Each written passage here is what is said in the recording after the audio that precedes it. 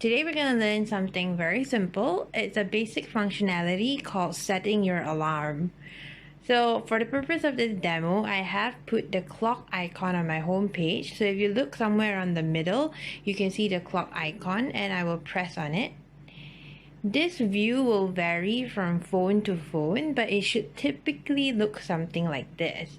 Here, I currently don't have any active alarms, so I'm going to show you how do you create your first alarm. So on your phone, look for something that has a plus icon. Once you click on it, you can set what time you want your alarm to be. So maybe I want to wake up at 9 a.m. tomorrow. I can set a 9 a.m. alarm here. Okay, 9 a.m. Check the details. If you want to change the song or the ringtone that goes for it, by all means. Otherwise, you can just keep it simple and then set the 9 a.m. alarm and click done at the top. So you can see that right now I have an alarm that's ready for 9 a.m. tomorrow morning.